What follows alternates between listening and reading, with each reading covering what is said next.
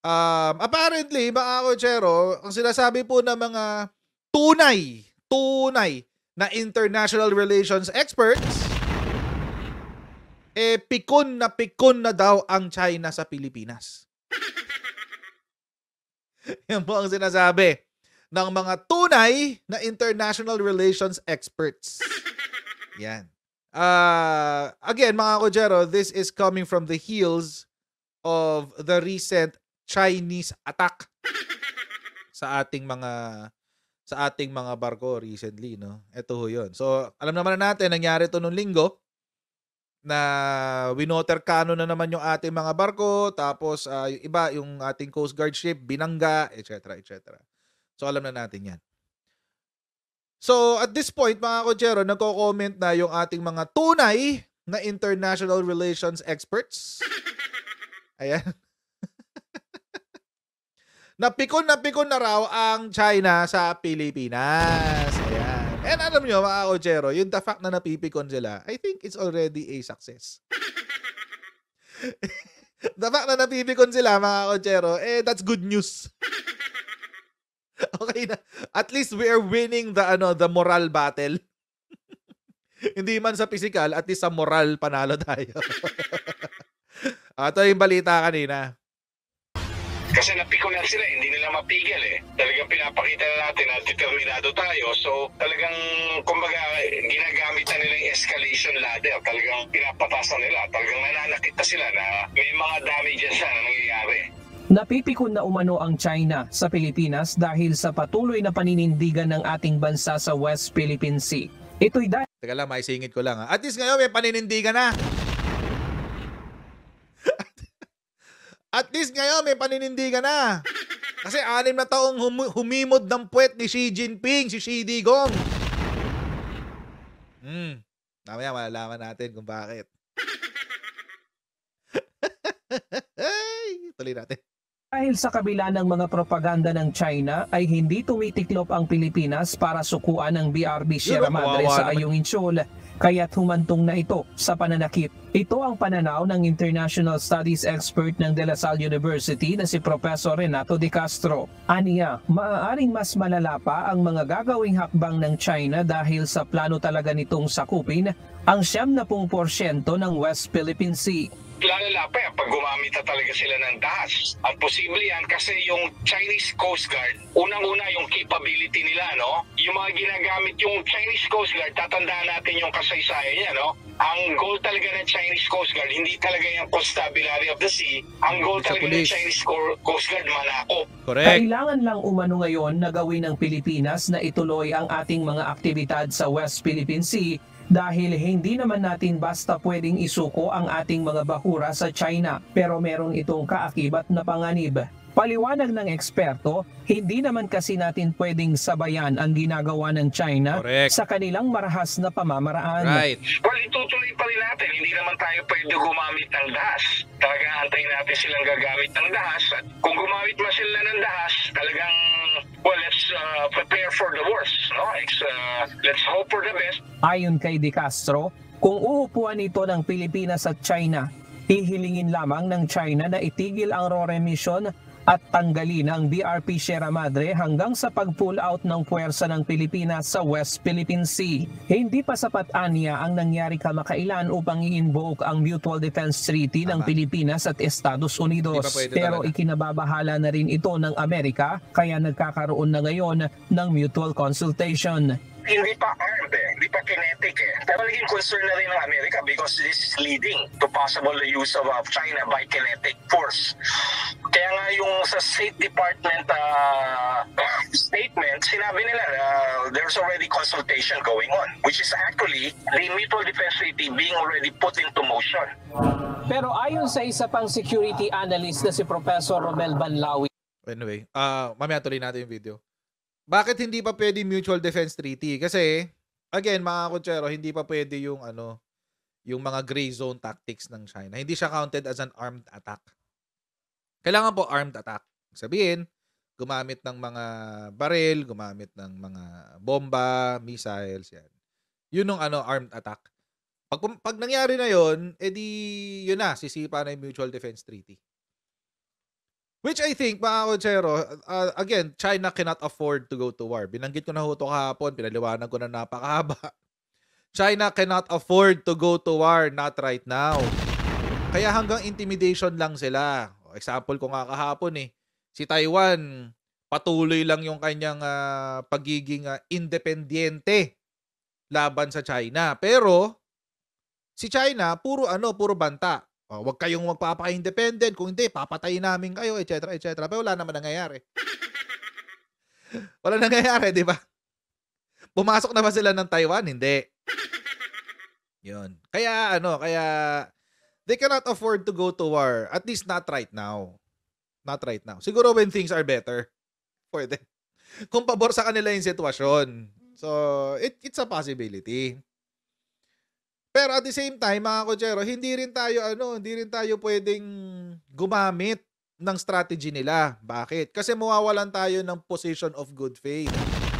Ibig sabihin, mga kotsero, sa usapin po kasi ng mga ganito, let's say kung babalik tayo sa arbitration at babalik tayo sa arbitration at makikipag-usap ulit tayo sa China, or kakasuhan natin sila, etc. etc. Dapat tayo yung nasa position of good faith. Oo, dapat tayo yung nagbibigay ng pasensya, ganon. Nagbibigay ng tawag dito. Ano ba? Bibigay tayo ng pasensya, tayo yung nagpaparaya, quote unquote nagpaparaya. Yung mga ganun ba? So, para tayo yung at least wala tayong nalalabag na batas. Unlike si China, marami na siyang nalabag na batas, di ba? So, and right now, I would agree this is sinabi ni Albert Matinaw. Kasi, at least in the perception game, alam niyo po mga kotsero, importante po sa Chinese Communist Party yung perception. Kaya nga panay ang pagsisinungaling nila eh. Ito pala. Kaya nga panay ang pagsisinungaling nila. Kasi importante sa kanila yung perception. Importante sa kanila yung perception. So, kung ngayon, natatalo sila sa kwentuhan. At sa pananaw ng mga tao. Nagmumukhang masamang tao ang China. Which we can work to our benefit. Kasi, sino bang matinong bansa ang gugustuhin maipagtrabaho sa isang belligerent country and a bully to smaller states? Diba? So, yung simpatsya ng mundo nasa atin. I'm not saying na itong strategy na ginagawa ng ating bansa is the only strategy we can do. But at least for now, ito yung best of all the options that we have. Wala, it is what it is eh. Hindi naman natin kayang sabayan sa military. Hindi natin kayang sabayan yung Coast Guard nila. Mahina yung ating armed forces eh. So, at least, sa perception, sa laro ng perception at ng court of public opinion, tayo yung panalo.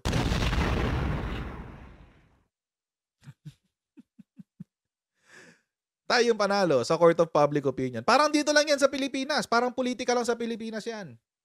Mamaya, tatapik natin si VP Sara ulit. Nag-iiyak na si VP Sara.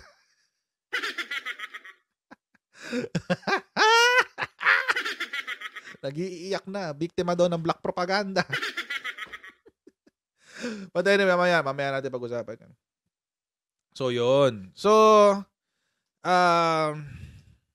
at least, sa laban ng perception, talo natin si China. Kaya nga tingnan nyo, dami natin biglang kakampi. Out of the blue.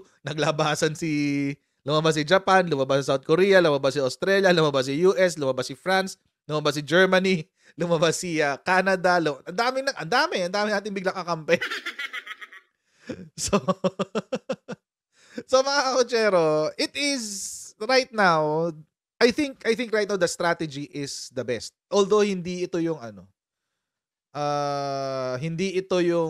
ideal. Okay, magkaiba yung best sa ideal ha. Although di ito yung ideal, but this is the best that we can do for now.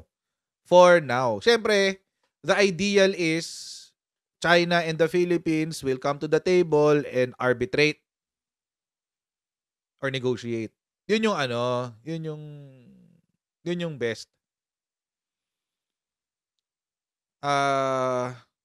But in the absence of the best, in the absence of the ideal, the best will suffice.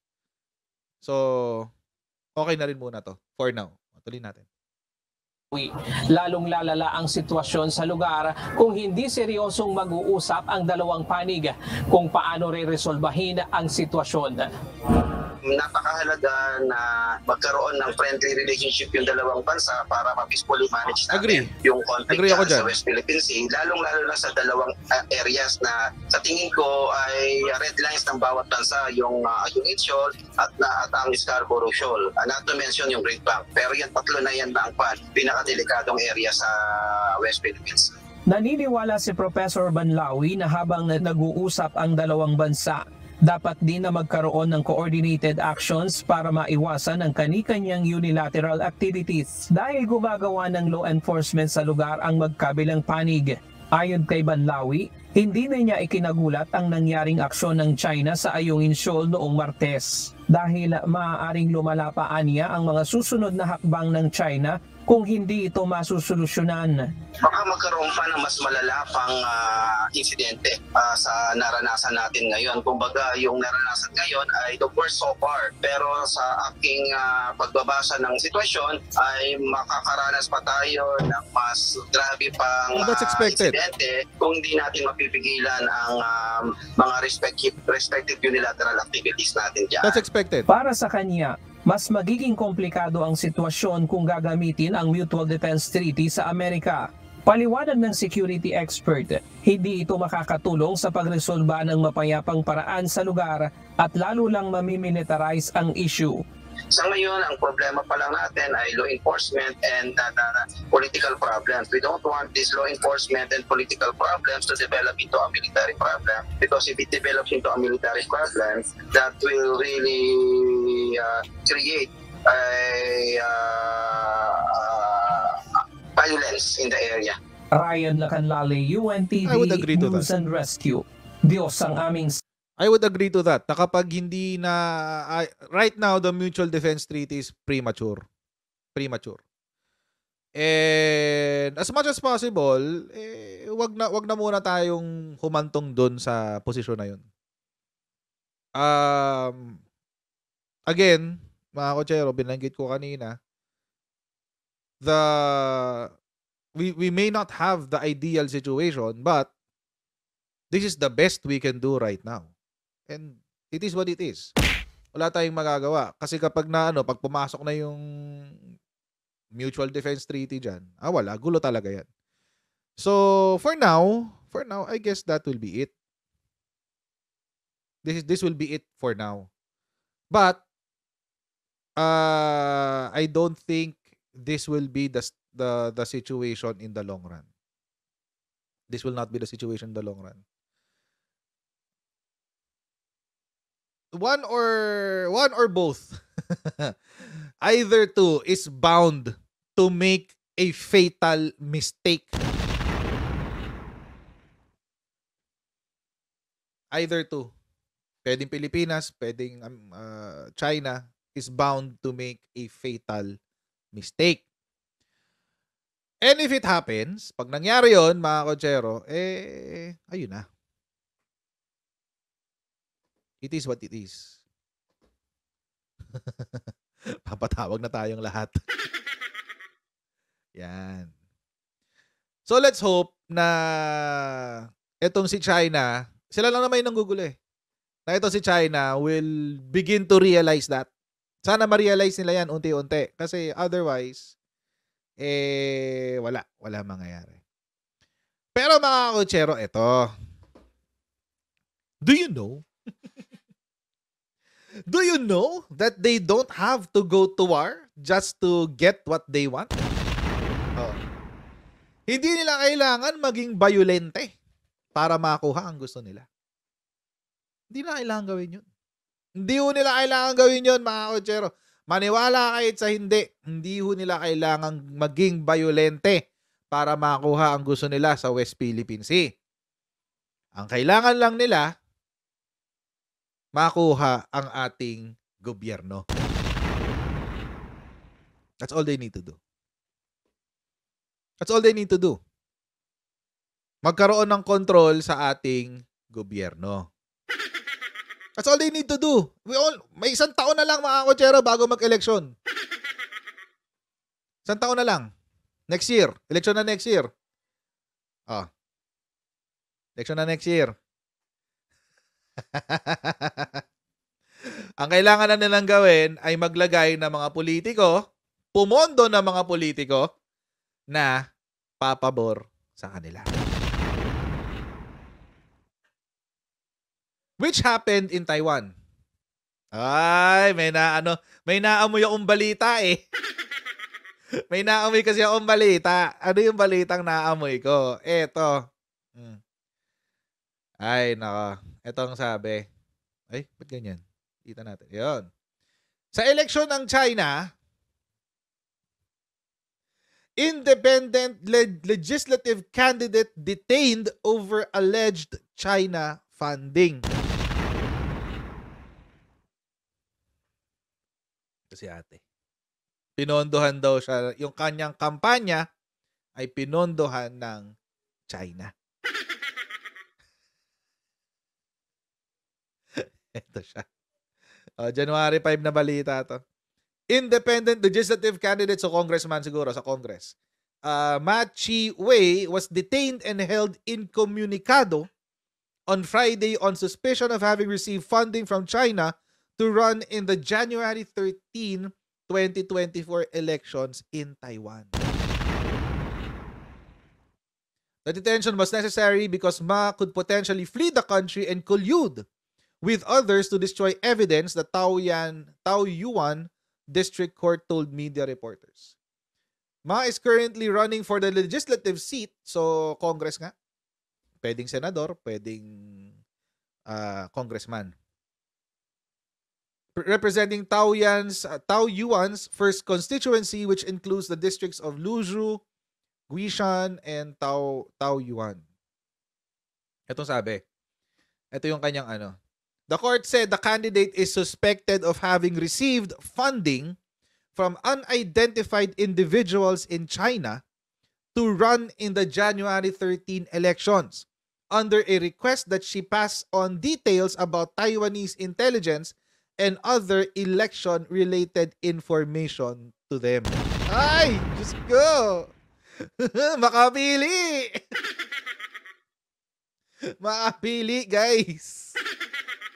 Babayaran siya, popondohan yung kanyang kandidatura on the arrangement na siya ay magbibigay ng intelligence information sa handler niya sa China.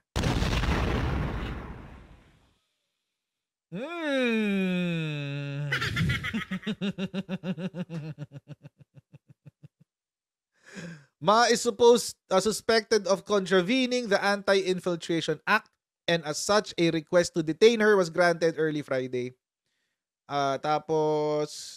Following a preliminary investigation, prosecutors said Ma allegedly received the funding in several remittances in the form of Tether, a cryptocurrency. Uy, crypto!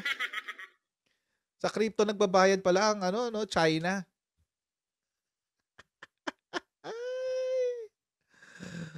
Diyos ko! Uy! The virtual currency was a cold wallet which prosecutors said they believed was used to cover her election campaign expenses. Hindi ako familiar sa crypto eh. Pero a cold wallet is a crypto wallet that is not connected to the internet and can be stored by users offline, thereby preventing theft from hackers. Tether can also be sold for cash. Oh, yun pala yun. Dati daw siyang reporter. Used to be a reporter for a local media outlet and was the Taoyuan chapter spokesperson for the Taiwan People's Party in 2023. Parang may ganito tayo sa Pilipinas dati. Parang may kilala akong ganyan. Nagngangalang Martin Andanar.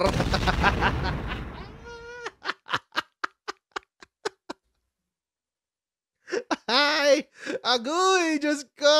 Alam na din. So, may posibilidad na totoo yung sinasabi ni Christina Enrile. Diyos ko. Kasi ganun din yung ginawa dito kay ate. Dati siyang reporter sa Taiwan. Local pa nga hindi pa siya national eh. Siguro mga bara-barangay lang or region-region. Tapos, kasama siya sa partido ng Taiwan People's Party. Ngayon, tapos tumakbong kongresista.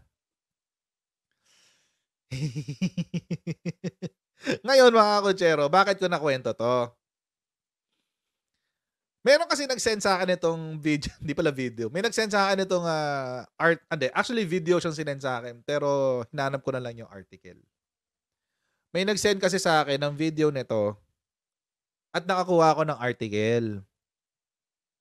Ano yung video na nahanapan ko ng article?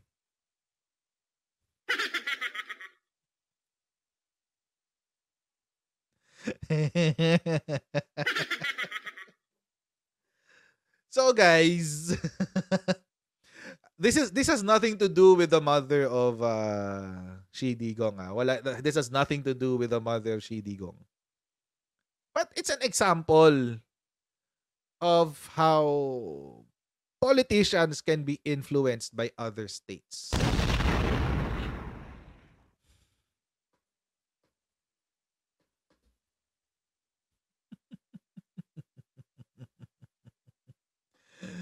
Duterte graces Nanay Soling Memorial Building inauguration in China.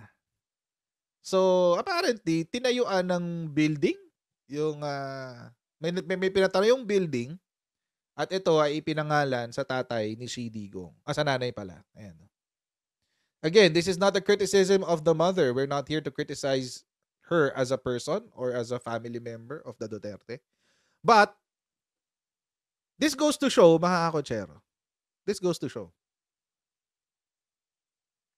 that there is a possibility, may posibilidad na kaya mainit ang opposition ngayon,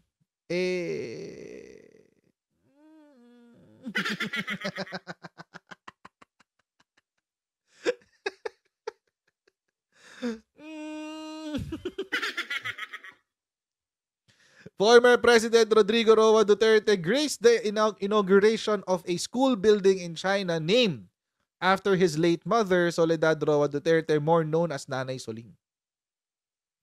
Siyempre, sino pa ba magbabalita? SMNI. In a report from SMNI News, the Soledad Roa Duterte Memorial Building in Fujian Normal University was inaugurated on Wednesday, July 19. This is 2023. So last year pa to. Okay. The college building named after his mother is located in Fuju siguro. Hindi ko alam paano pronunciation. Basta yun. Fuju, the capital and one of the largest cities in the Fujian province. Duterte was joined by Pastor Apollo C. Kibuloy,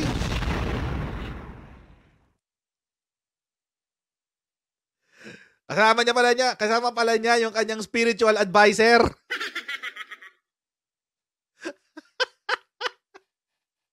Kasama niya yung spiritual advisor niya, guys.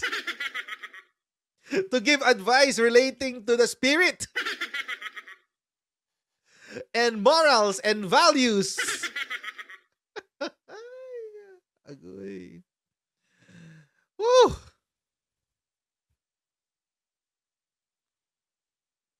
During the ceremony, the contribution of Nanay Soling as an educator, philanthropist, and social activist has been preserved in the Miss Soledad Memorial Hall and the Center for Philippine Studies. Okay. So, ayun.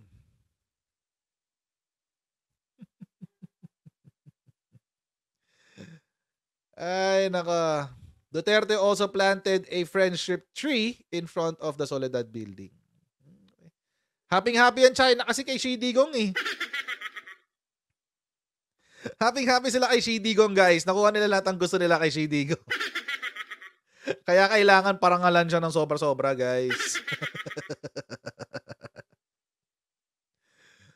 Ay, naka. So, 2017 pa pala to. 2017 pa pala ginawa ng ganon.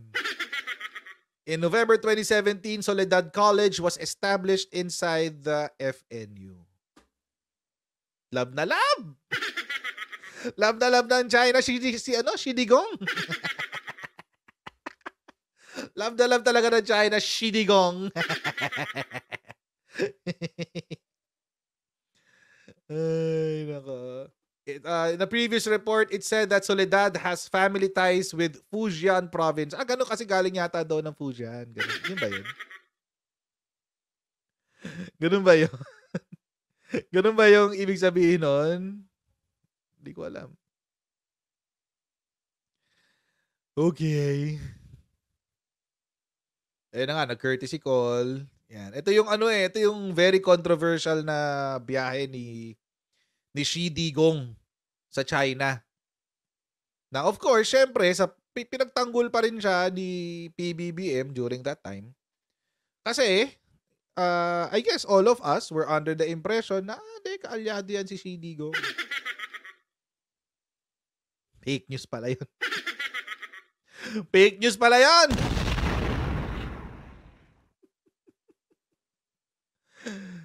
Happy talaga sila kay Xi Digong, no? Yung China. Sobrang happy sila kay Xi Digong. Again, this has nothing to do, this is not a criticism of his mother, but you know, it's practically an example. Isa tong halimbawa na kung paano nanliligaw ang China sa mga politiko.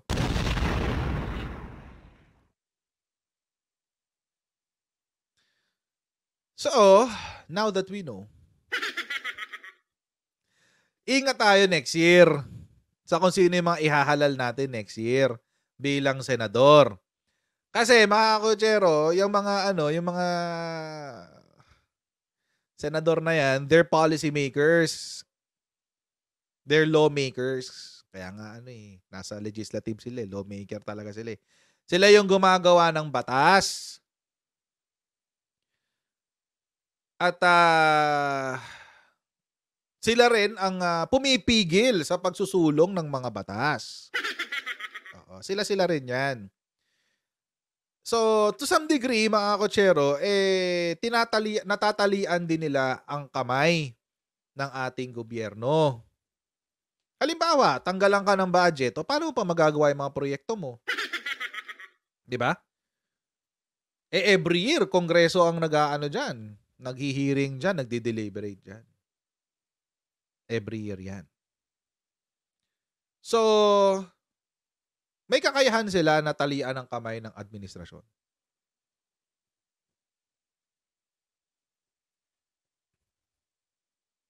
And, for example, ngayon meron tayong Maritime Zones Act na isinusulong ni Tolentino.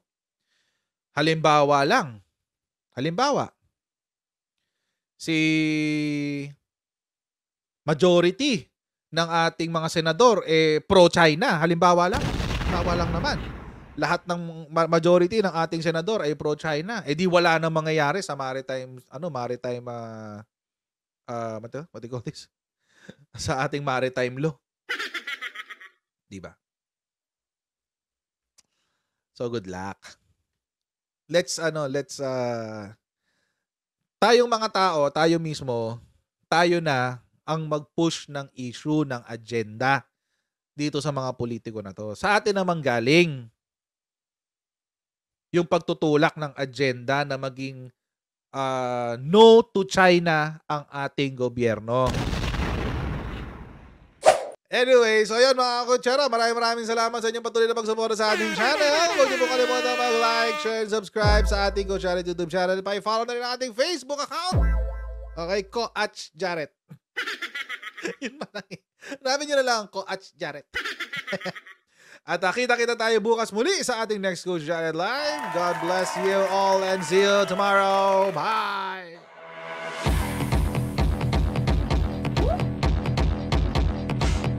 Pag ganun, huwag natin gawing tanga mga Pilipino. Mas maganda kasi nasa lugar ka ng tama kaysa yung pinipilit mo yung pagkakamali.